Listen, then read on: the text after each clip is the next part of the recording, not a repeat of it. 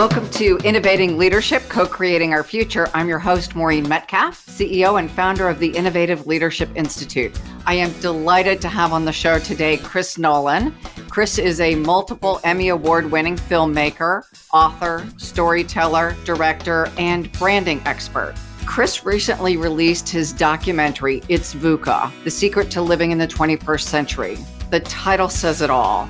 Today, Chris and I are going to talk about his movie, his book, and most importantly, how you, our listeners, can build the skills to respond to the current environment. So, Chris, welcome. Thank you so much, Maureen. It's so great to be here. Such a pleasure. I'm a huge fan of the podcast. And as we've talked, I love the title, Co-Creating the Future. So let's co-create the future. And co-creating is something that you focus heavily on in your movie. So let's start with level setting for people who know Vuca but don't know Vuca Max, or who've not heard of Vuca. Some people, I think, have overheard of it, but a lot of people haven't. Well, let's start with the genesis of the movie. Let me just tell a story of how I got to make this movie. So it was a beautiful morning, 72 degrees in March 2020. The sun was out, the blossoms were just coming out on our fruit trees, and the world was in DEFCON 4, right? We were going into the abyss and soon learning that almost all my film projects and a documentary I was working on with my partner, who became the co-producing partner of the movie, just went poof. Right? Because of lockdowns and quarantines and no flights and film crews becoming health hazards. So I mentioned to him, I said, you know, this is complete uncertainty. This is chaos, obviously, everywhere. It's Vuca. And he said, what's that? Right? And he was a guy in the military. He was in the Navy. He had a military nonprofit. He has a military podcast. He didn't understand what Vuca is. Now we'll learn that. I'll tell you about Vuca in a second. It's a military strategy that was coined in 1987. But what was interesting, and you're saying is right to your audience, is that this is a military guy who didn't know that one of the major military strategies was a phenomenon that was used by business and think tanks and corporations, but the mainstream doesn't know about it. The mainstream really didn't know what Vuca was, but it really explained what the hell was going on. Right? What we were swimming in. Vuca is an environment, it's a condition. And what Vuca is it's what the military discovered in 1987 that technology is doing to our civilization.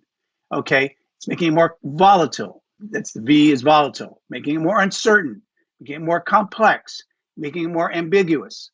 And if you want, I'll go into those a little bit with you. And I learned about it on a shoot I was doing for Google. I was directing a project in conjunction with Anderson School of Business.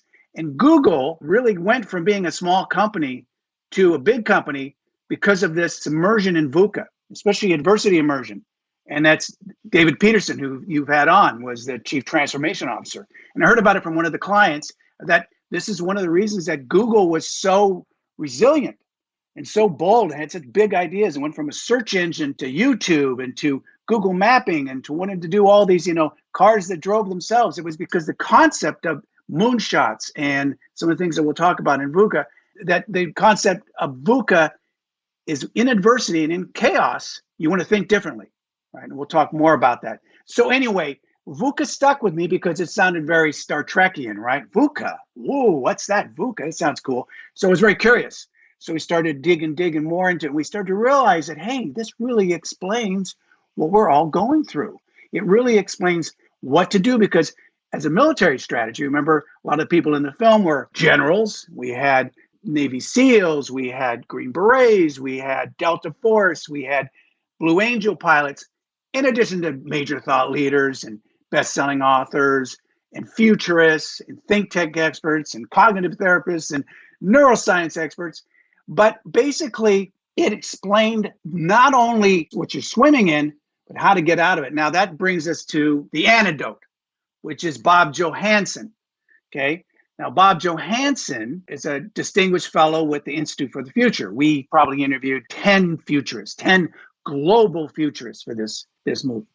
And he came up with the flip side, how to flip the script on Vuca, which is vision, which is understanding, empathy, which is clarity, which is storytelling, and agility, which is a human superpower, adaptability. So that's the antidote So what that does is that's really technology, negative VUCA, against only human higher faculties.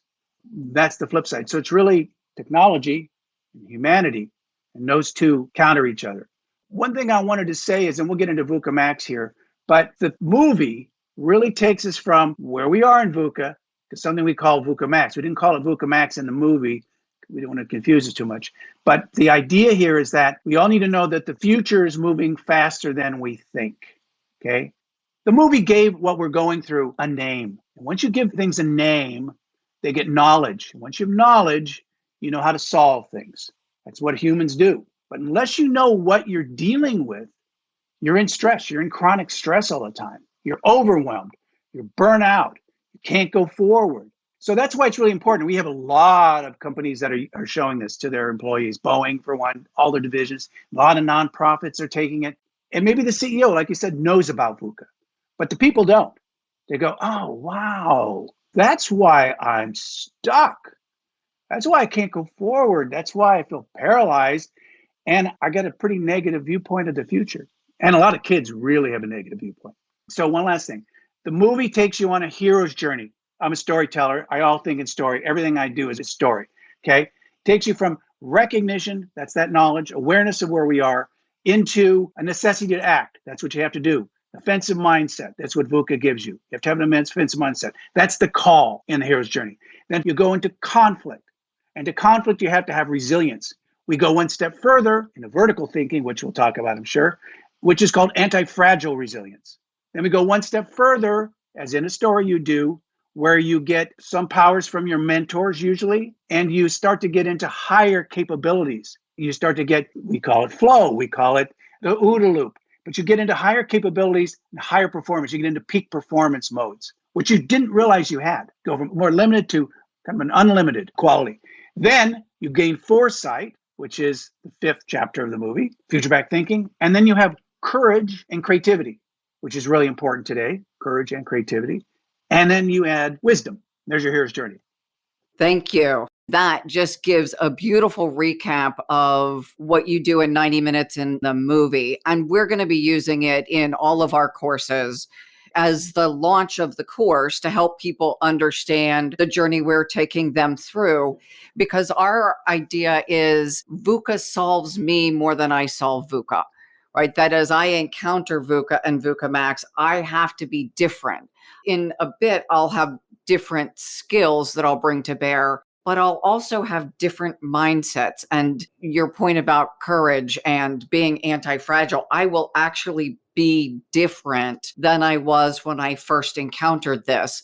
And that changing ourselves that you talk about in the hero's journey, just like the many brilliant stories like Lord of the Rings, that they leave the Shire, they go, they conquer, they face all kinds of challenges. What we don't think of as leaders in corporations and leaders of organizations is we go through that same emotional process of changing and then coming back and reintegrating. It's nice in the movies, but we don't think about that it's also us.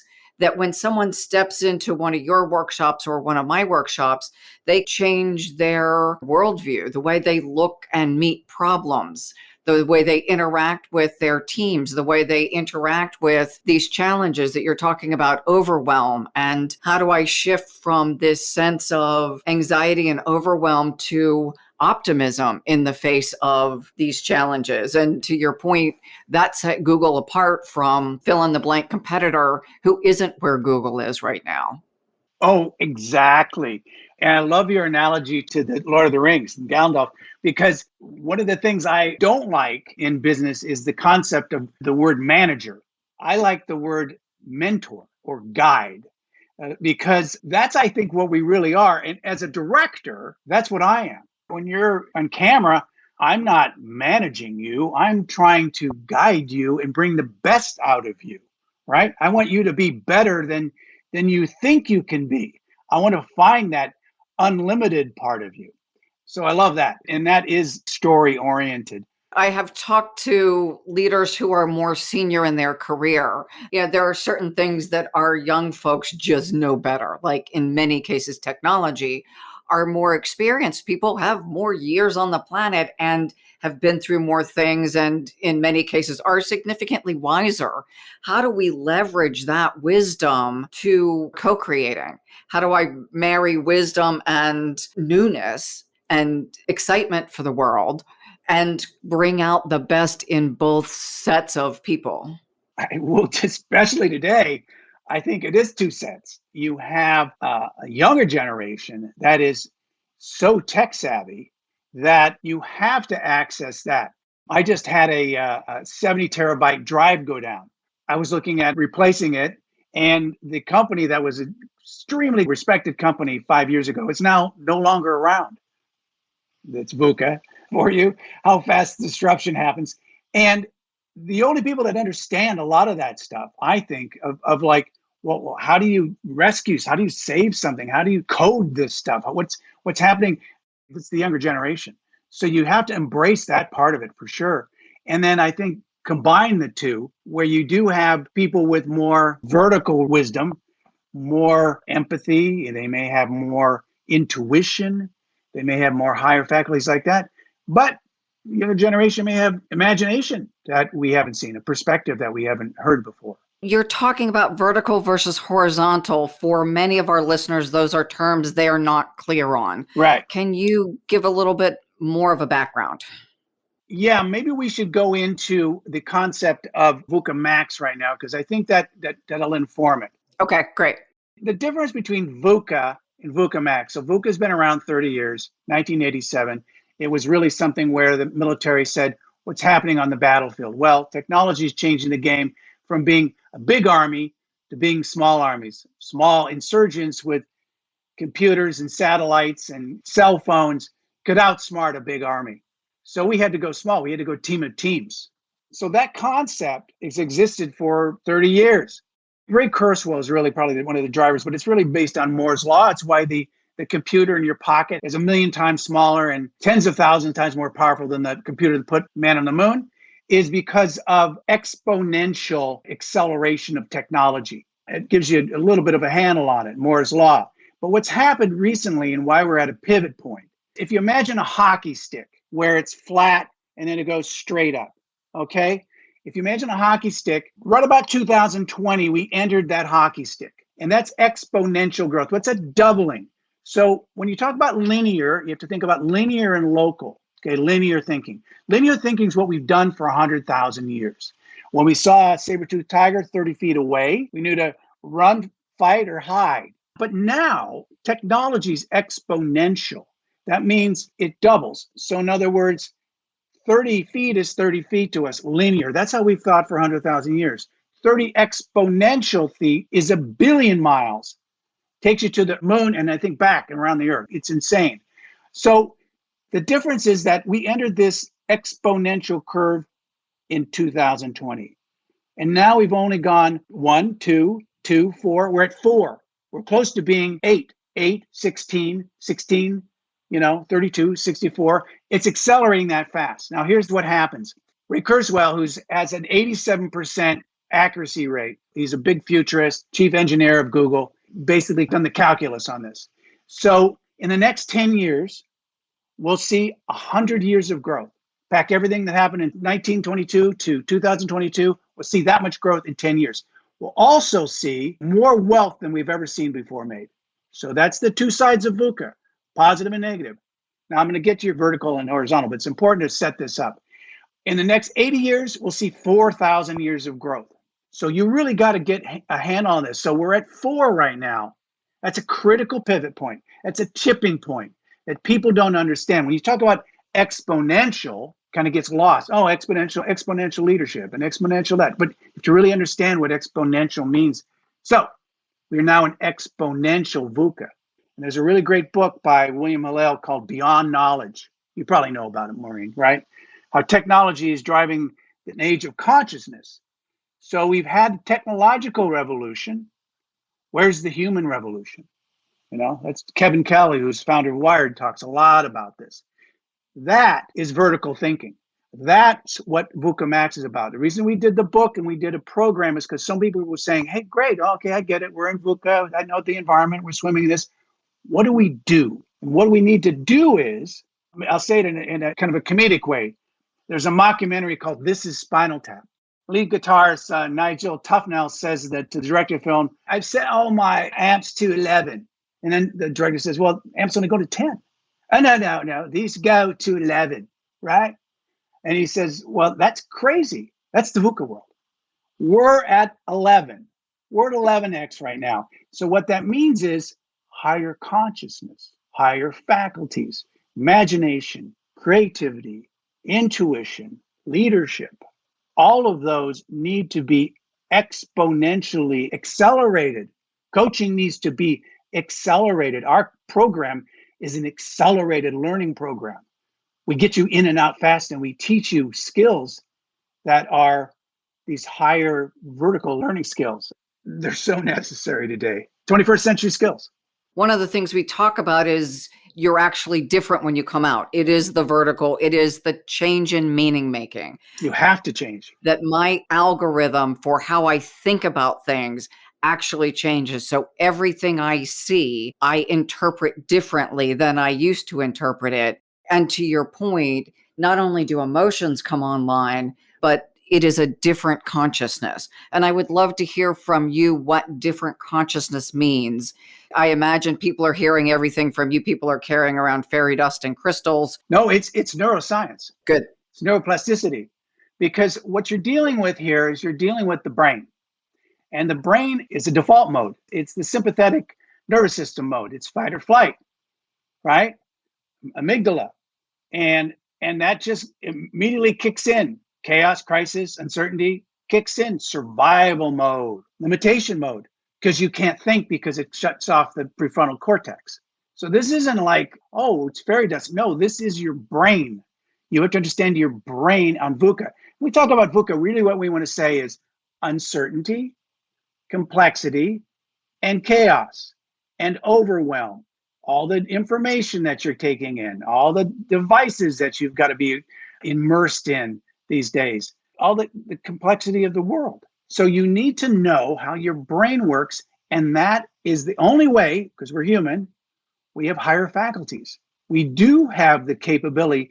There's a great story about Paul Newman. When Paul Newman started, he wasn't a very good actor. He wasn't Paul Newman, and he knew it. He would say I wasn't a very good actor. So what he had to do was he had to access the Paul Newman within him. And that's what we have to do. We're not really trying to change you. We're trying to say, don't be limited. Don't be fearful. Go into the unknown. Anti-fragile resilience is staying ahead of the curve. Resilience is bouncing back.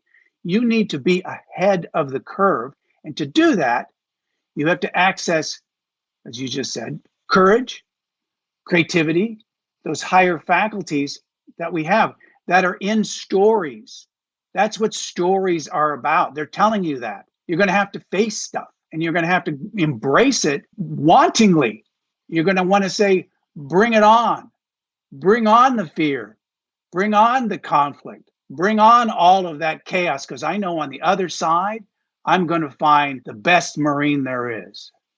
That's the anti-fragile bit then, that through that crucible, I become a better Maureen. My meaning making changes, and I become, in a way, stronger in the face of this uncertainty that we're all facing. Yeah. Because if I don't have a mechanism to deal with it, then I just melt. That's the hero's journey. That's why we have in the film, everybody is a hero. That is the new age. That is the new hero's journey. It's leadership from behind now. You can't handle everything as a leader. It's impossible. It's too complex. It used to be local and linear, as we've said. Local because everything happened. Your great-great-grandfather never left where he lived. Now it's global and it's exponential. We know about something across the world in nanoseconds. So you can't handle all of that. You're not fast enough to handle cause and effect. That's linear. You have to be exponential. One of the mindsets we talk about is this idea of collaboration and seeking out consciously different points of view. Huge. If you agree with me, that's fabulous. And I like people who agree with me. But what I really need is people who see the world differently so I can find my blind spots. Well, yeah. In fact, when we talk about anti-fragile resilience and Vuca Max, one of the main things is adversity immersion. And one of the great ways to get into adversity immersion is collaborative storytelling. And I'm talking about future past, what's happened, and future back. You can actually, the brain doesn't understand the difference between time, past, and future. So you can actually visualize and take people into alternate scenarios. And you can actually take groups into alternate scenarios. And it's great to do that because you get a lot of second and third and fourth order consequences and opportunities.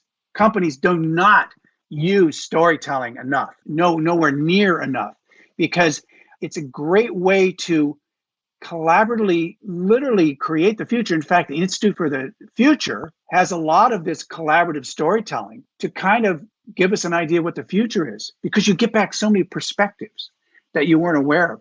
And that's where you're talking about young people. I mean, it'll blow your mind. You go, I got no idea. Yeah, so collaboration. And here's what's interesting. In the future, as more and more people are able to access the internet, like 9-year-old kids in small villages in Africa and the Amazon, and we go from 4 billion to 5 billion people, what they say will happen is we'll have a mind meld, collaborative mind meld, where people will be solving problems collaboratively. And that's exponential.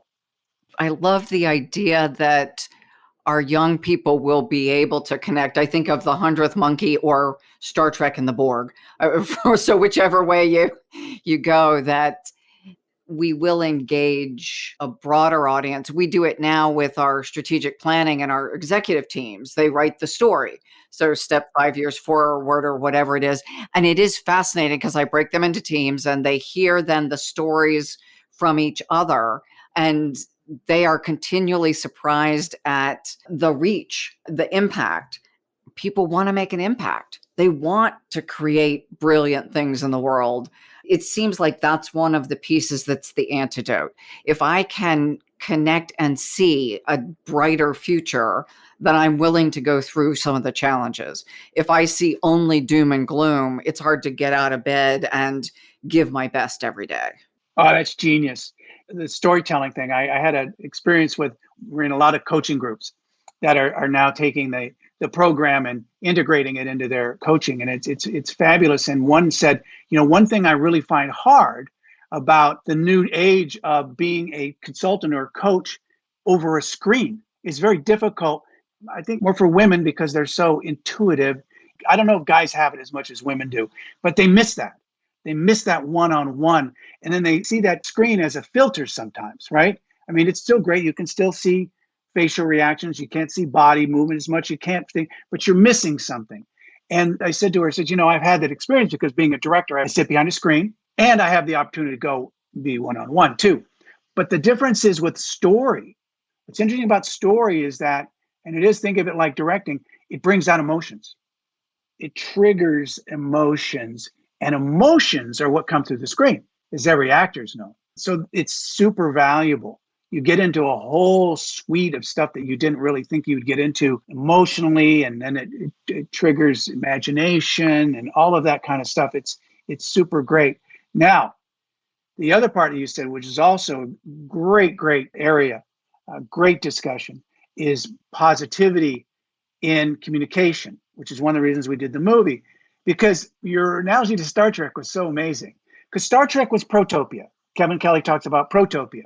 Not utopia, not dystopia. But they had, it was a post-scarcity economy, which is probably where we're heading, even we don't really realize it, maybe 2100. An economy where food, clothing, and shelter and hunger are all taken care of. Well, we're getting there. That's part of the abundant age. Stephen Kotler and Diamandis' book, a good pal, Stephen Kotler's brilliant book. The idea is that it's really an abundant age. We just don't see it. Now I'm dealing with a futurist in Europe. We're probably not top 5 futurists. We're working on a series called Protopia. It's kind of an anti-Black Mirror because we don't have enough of that in our zeitgeist. There's so much dystopia in our media, in our news that we have to absorb. People don't feel good about the future. This film, which has an optimistic ending and a positive outlook, is meant to change that dynamic. I love the idea that you're putting into the world positivity, because to your point, It's hard to turn on the news and walk away feeling uplifted these days, no matter what side you're on. Yeah. It's interesting, and you deal with a lot of leaders and CEOs and stuff. It's interesting to see that only a handful really say, I'm going to take up the mantle and change. And most are just really just trying to stay afloat. And one of the things I hope the movie does and the program does is say, you don't want to do that. That's the opposite way to think in Vuca. Jim Collins did a big study of 20,000 companies. He used Vuca as a benchmark for those that had moonshot goals, BHAGs, and wanted to change in chaos and crisis.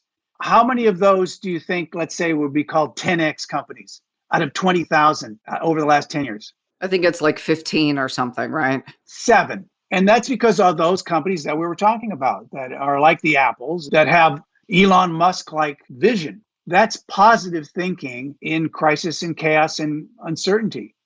Elon Musk basically said, I think I'm going to become a car company and a space company in the period of under 10 years. Oh, really? Oh, okay, sure. Right. He did it. Basically, Ford and NASA put that one together. And now he's going to have the whole Elon ecosystem. It does take vision, and it does take courage, and it takes all those mindsets. A lot of the stuff that we have in the program is about moving people from powerless to powerful, from limited to unlimited, from pessimism to optimism. We have a thing called the Vuca state of mind, which really graphs your whole organization or your team. Where are they on that graph? And it's important to see that because you kind of start to see, as you said, I think a couple of minutes ago, you talked about, well, how do you change their identity and their beliefs and their attitudes and their story? And you really need to know where they are in their story to do that, because belief is living in the past. So you have to change. As you said, you really have to look at that. You go, well, where are you now? Actually, a bunch of beliefs become an attitude. As we know, those are all choices. That's a human superpower. It's their ability to choose. One of the things that's fascinating to me right now is awareness. That as I think more or focus more on who I am, 1 out of 8 billion people on the planet. So what does that mean for me?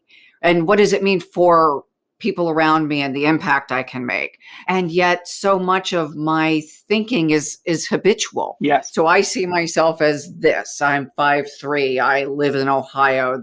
Those things that aren't necessarily abundant, they're just demographic. If I think about superpowers and abundance and exponential impact in the world, I'm a very different thing. It is the continual change of awareness and being aware of what I think and how I am in the world that allows me to be the person I'm trying to become. Yeah. A big part of our program is Vuca Max warrior training, we call it. Okay. That's really part of the anti-fragile resilience. That's part of the conflict part of the hero's journey. The thing that we really stress in that, and this is Maslow, which is that you're either plus oneing or minus oneing your mind all day long, right? You're either going forward or back. So we don't want to overwhelm the audience with saying, hey, you've got to be exponential right now. You've got to do this. You've got to do that. You've got to do this. It really gets down to getting under the hood of who you are, right? And going belief, by negative thought, by negative feeling, by this and that, and starting to build. We have a whole system where we take you through a whole +1 system where we're literally building you up from an atomic habits level almost, right? I think that's where people can get lost. So you're right. They go, well, I've got my family and I've got this and I've got that and I live in, I live where I am. And geez, how do I change the world? How do I do? Come on. I'm just trying to get out of bed. That's really important to know as any director or mentor or guide, is that you really have to take people through things at their pace. And that's that S curve. We deal with companies like that. We're actually dealing with law enforcement companies and police departments now where they get a bunch of recruits and we onboard them. Well, there's some that are ready to go and some that need a little bit more. So you're right. You really have to understand your story.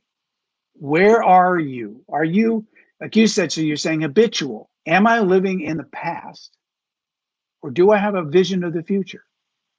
If I don't have a vision of the future, I'm not going forward. I'm living in the past. You don't want to live in the past. You want to be ahead of the curve, especially when it's skyrocketing like that.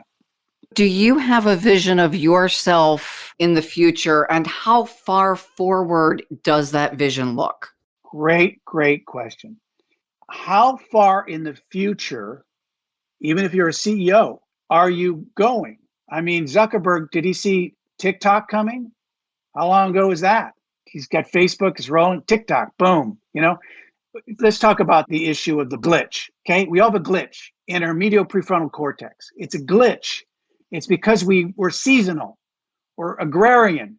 We're really still at the end of the Stone Age saying, well, it's spring, I should plant, and then I'm going to reap in the fall. So I think a quarter ahead, right? CEOs still do think a quarter ahead, but you can't in a Vuca world. The glitch is that I can't see myself in the future. In the future, I'm actually kind of a stranger. I don't know who that person is. 5 years away, I don't know. It's a completely different person, right? The issue is this, is that in a Vuca world, you do have to do what Olympians do. You have to do mental rehearsal. Where could I be in 3 years? Where could the company be in 3 years? And really just concentrate, vision of the future, vision of the future, vision of the future. Because, as Bob Johansen said in her film, countries are doing this. China's thinking 100 years ahead, 200 years ahead. No, but our country's doing that. We're like going, climate change will work out. I'll figure something will work out. I don't know. But you know what I'm saying? We have to kind of get out of that subconscious habit form that we have, which is like I said, it's neuroscience, and use our higher faculties, our visualization, to put ourselves in the future. I love the concept and the process of visualization because it does allow us to step in and feel and embody and write our story. And I think this is your future back piece, right? And I remember doing this at various times, kind of walking around in almost my own little virtual reality in my head. Where do I want to live? What kind of office do I want to have? What kind of surroundings? Do I love to walk in a ravine every day? What do all of these things look like, as well as the big impact? But I need to feel it all the way down to the detail so I can create it in my world.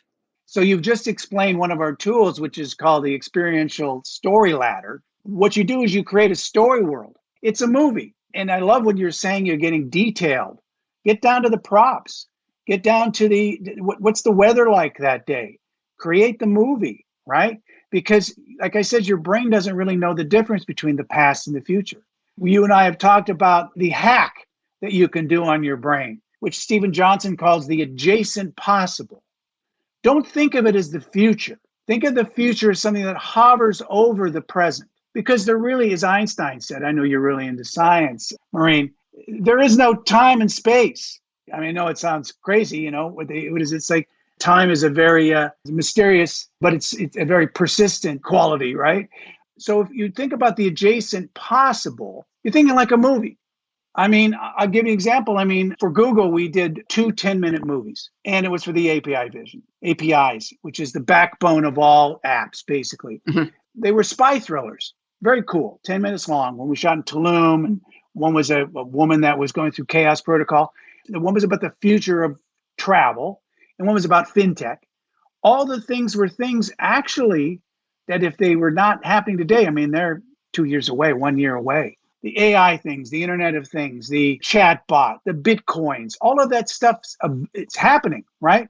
But it was the adjacent possible. But by putting it into a movie, the props, the people, the talking, they're all talking about it, it becomes real.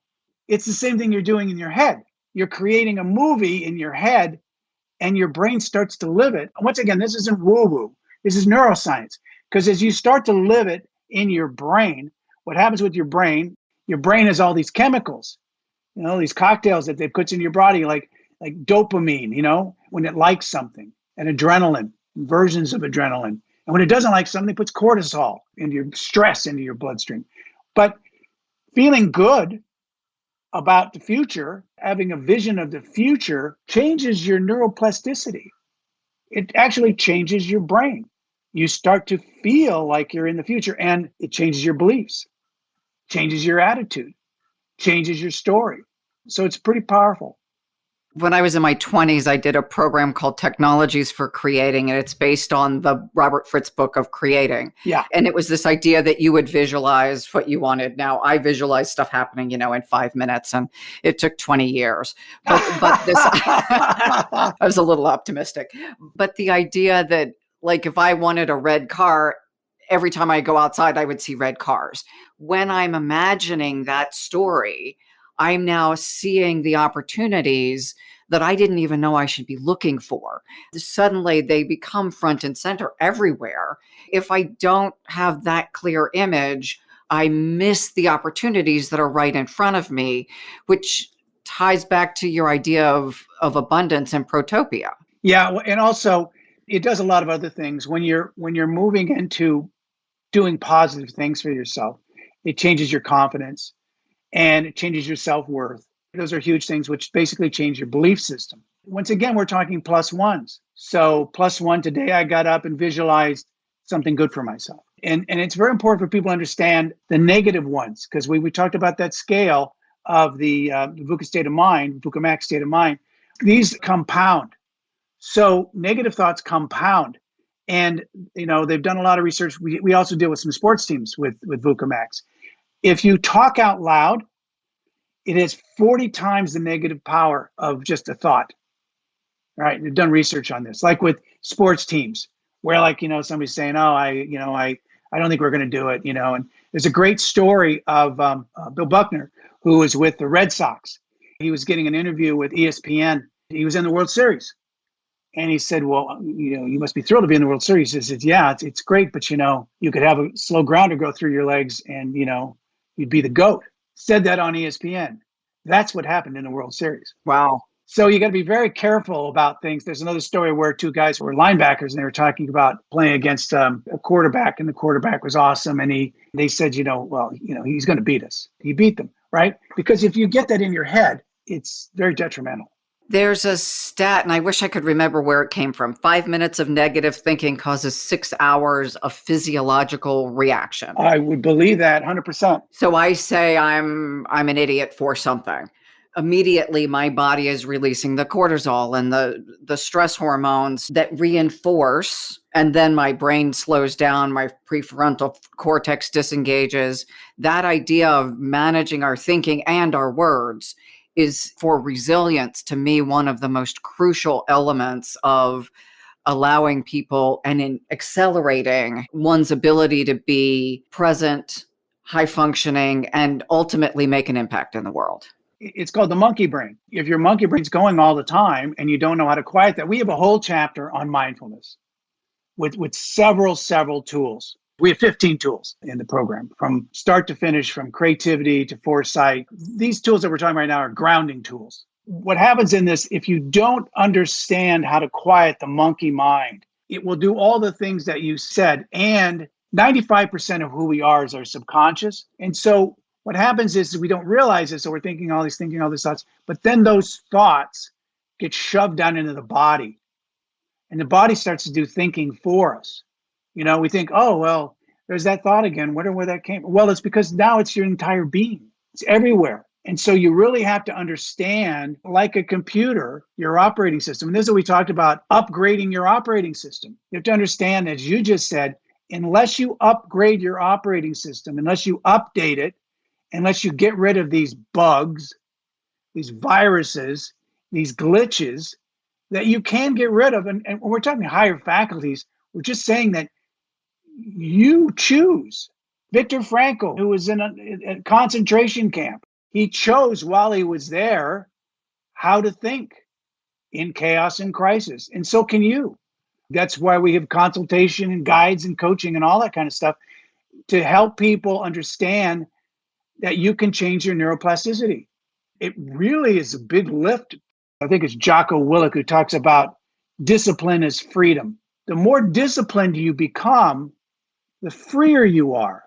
Once you get disciplined and understand how to overcome these negative thoughts, it's like the light comes out of you. You go, oh gosh, now I feel much more capable. You know why? Because you know how much energy you have to expend to keep up that negativity? It's zapping you. You're just a battery. If you use 90% of your body just trying to compensate for negative thoughts all day, well, you're just wasting, your God-given power. We call that liberating structures. The more structures I have, Right. I mean, just basic stuff. You walk in, you put the keys in the same place every time. The keys are where they belong when it's time to go out. And this is for the brain doing the same thing. So, what do you do? I'm curious, how much has this adventure changed the way you live your life? Well, now my background goes back to a lot of this stuff that you're talking about. I mean, what you were talking before is basically law of attraction. Now, I wouldn't say it quite goes into so much of that, but when I started to directing, now I'm giving you a little backstory here. I had 10 years with probably a guy who's, I think, is a genius, right? Named Phil Stutz. He's probably the number one therapist, but I mean, I would go into him and every mogul of the studios, all kinds of stars go to him. So he used to be a prison psychologist, and he's written a book called The Tools. He's kind of become famous. And I went to him for 10 years.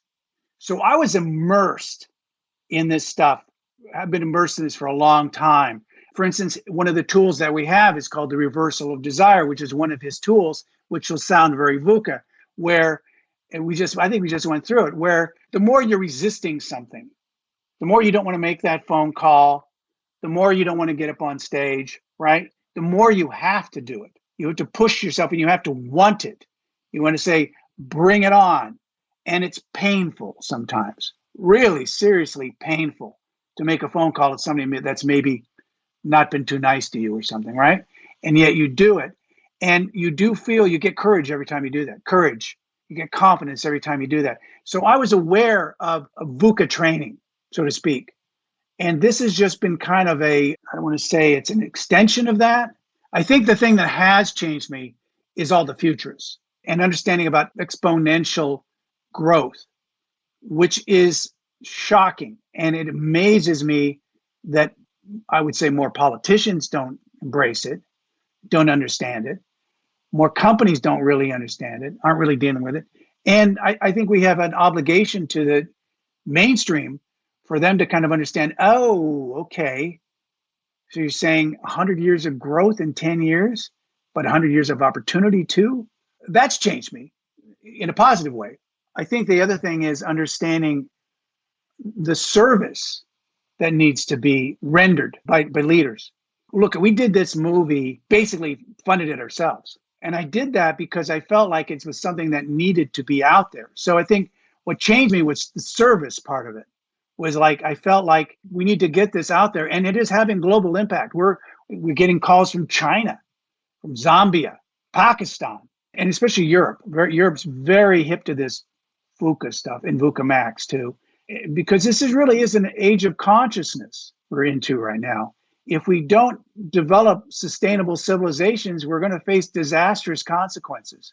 We've got a lot of existential crises and threats, polarization and disinformation, conflicts, and all that kind of stuff. But positive side, I think global consciousness that's emerging. So that's changed me. And I love being with someone like you that shares these same thoughts, because it's collaborative storytelling. It's a mind meld to go, oh, I found a kindred soul. Dan, too, by the way, who's off camera. Yeah, for our listeners, they've heard about Dan before. He's our producer and very much part of our story and our process. We just don't hear his voice. We see him typing often in chat. So Dan is present. I feel his essence. I love the idea. I think Kurzweil's number was 20,000 times the amount of change over the next century. Yeah, something like that. Yeah. And I know it's 4,000 years. It's history of agriculture, like twice the Industrial Revolution, something like that. It's crazy from like the end of the Stone Age forward twice. It's a lot. The consciousness era, moving out of the knowledge revolution toward consciousness.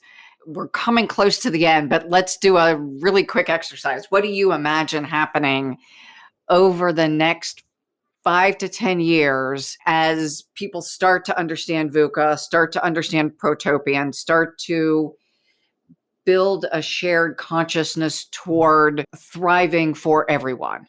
What does that look like? If we can get people aware, that's the first thing. Knowledge is the first thing. I'm not sure if it'll be 10 years. I think 10 years, we're still sorting out stuff, right?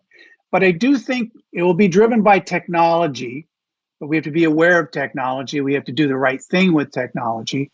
There's so many good things happening with technology. They've just come out with completely biodegradable plastic. Plastic floating in the ocean is going to go away. And that's in 2025, they think that'll be there, right? We have 3D printing. They can now print sushi in Japan and send it to Africa. They can print houses. So we are getting into more post-scarcity. So I think that will change some things. People will see real tangible changes, But it's hard to say because of I think the geopolitical thing is the thing that's got me most uncertain. The autocrats and the polarization and some of that. For instance, some people take Vuca to another level. They take it almost, and there's a guy come up called a Banny, where it's like brittle, unstable, incomprehensible, ready to crack. I mean, you kind of go gloom and doom, right, with it. So positive side of it, I think that if you do start to employ some of these things that don't make you so scared, and I guess I take it one by one individual at a time, one group at a time, I just think that's healthy. One of the things I think is really important, positive. So I don't know the big macros, the age of consciousness, but I do think in terms of in small groups, we can bring people to higher consciousness, maybe companies. And that's contagious. Yes. That's my hope, is that as we elevate the consciousness, and I heard the number 144,000. I don't know that that's supposed to be the magic multiplier. I don't know how you can have the same magic multiplier if you're 4 billion or 8 billion people on the planet, but whatever it is, your movie probably will be viewed by more than that. Well, yeah, I think so. Yeah, we're on all the platforms. If you want to see the movie, we're on Amazon Prime and Apple and, I don't know, 50 others. We haven't launched globally, but we're in North America. There's something that they say, and this is very Zen, just the energy of one light. If you think of the Gandhis and the Jesus and, those big thought leaders, even in business, of Richard Branson, are so bright. They literally, like you said, they influence a lot of people. So one person or one group or one leader, got to realize this, they do have big impact, especially today in our world, when an influencer can impact 1 billion people. If you take on the mantle of the age of consciousness, yeah, there's pretty big scope and scale to your reach. Yeah, I'm thinking CEO of Microsoft, the people who created IBM's Watson, some of these AI tools that will also solve big medical issues in the next decade. Huge. Institute for the Future did a great exercise on empathy and how we'll have, the ability to read people like we never could before, which is kind of scary, but interesting also. Especially it's good for the narcissists out there. They can use that that tool. We've just talked to someone about AI and how AI can read people significantly more effectively than we can. Yeah. I'm not always sure I want to be read that well. I don't want to be misunderstood, but I'm not sure I want my thoughts visible. Well, you just got to be aware of it. I mean, I think that's what we're talking about here is humanity and technology, understanding the technology, because they do have it right now. They have technology right now that'll read literally the heat that you put out, does a scan of you, your eyes, and even from your breath. I mean, it's crazy stuff. They can really understand a lot about you, and you can probably get that in the future just by walking through an airport. We've got to be cognizant of what we're doing with technology. There's so much positive possible in the right hands. Well, yeah, there's definitely a lot of good stuff. I mean, they just 3D printed an ear. And they're doing organs, right? Yeah, well, they've been doing that. Now they're doing other stuff. Well, I just read that they just cloned, and the mouse lived 2 years and had mice, and they cloned it from mice tissue, which is great for all the species going extinct now. I mean, that's positive. It's positive technology, kind of combating climate change. Loss of biodiversity. That's interesting. Yeah, I was working with a guy that did a documentary on that called I think it's called the Sixth Extinction, something like that. That's pretty sad stuff. Well, actually, Stephen Kotler just did a book called The Devil's Dictionary, which is a protopia about that, where they save a bunch of animals. But protopias are actually difficult to pull off because, dystopias are easier. It's easier to put a protagonist in conflict than it is somebody that's in conflict, and usually has to be more inner conflicts. And yet the technology is not bad. It's not gonna use your body as a battery or take over the world. I haven't read this latest Stephen Kotler book. I have read most of his, and his work is brilliant. Oof. Yeah, he's a great writer. Yeah, and they're page turners too, which is really hard to do when you're talking about, some of the stuff that's very heavily researched and in a way kind of technical manuals. I mean, they're very detailed, and he does a marvelous job of weaving in personality and all that stuff, makes it less dense. Chris, unfortunately, we need to come to a close. Will you tell our listeners where to get your movie, where to get your book, a little bit about your leadership development and training programs so that they can get more of you? Absolutely, sure. So people can link in with me, and they can go to Facebook to It's Vuca. They can go to Instagram, It's Vuca, or they can go to Twitter, It's Vuca, and subscribe and learn all about the film and be part of the community. We have a website called itsvuca.com.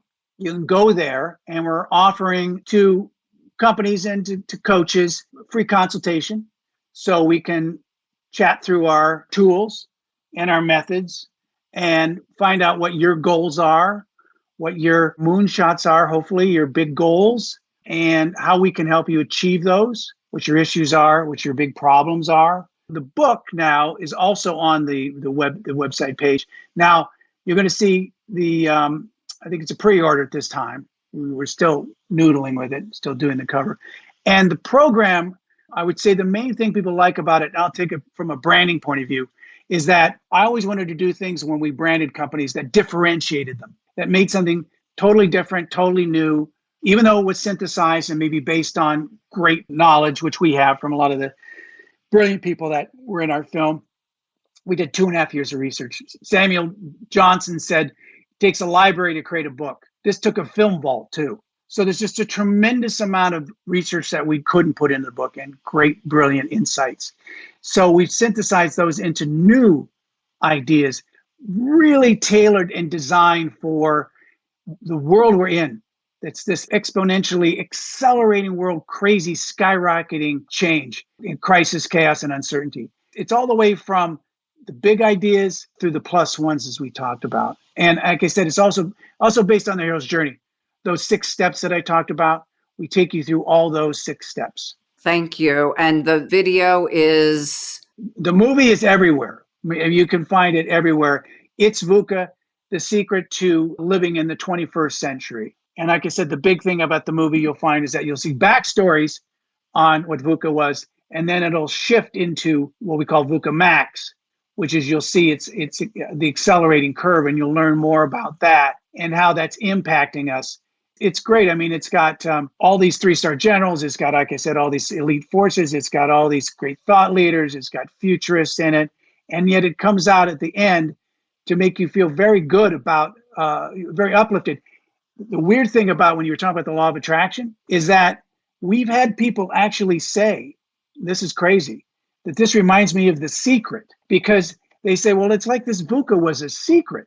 And all of a sudden now I know about it. And now I kind of understand a little bit more about how the world works, and in this case, it's real. I'm not saying The Secret's not real. I'm just saying that it's not based on philosophy. This is based on battle-tested methodologies from the War College and great thought leaders and business leaders. And neuroscience. That is what we couldn't put into the book, a lot of the neuroscience, because obviously that gets much more detailed. It has to be set up in a different way than a 96-minute movie. You want these movies to be entertaining, remember. You give it too much into neuroscience and you'll go, oh, okay, yeah. But the recommendations are grounded in science. Most everything is grounded in science. Everything's either battle tested or it's all grounded in science and And we talked about this new age of, when we say the age of consciousness, we're talking about consciousness as we've discussed from a neuroscience standpoint, neuroplasticity standpoint. Thank you, Chris. Thank you. This has been such an honor. Thank you so much. Thank you. And to our listeners, thank you for joining us. Please do watch the movie. It's absolutely incredible. I haven't read the book yet because it's not released, so I can't say anything about that other than from our conversations. I can only imagine it is incredibly high impact and will be one of those books that's like the guide to go forward in how you live your life. So please connect with Chris, subscribe to our podcast, subscribe to our LinkedIn newsletter, and continue to listen and be your best selves in a time where we need absolutely everyone to show up and move the needle and help each other thrive.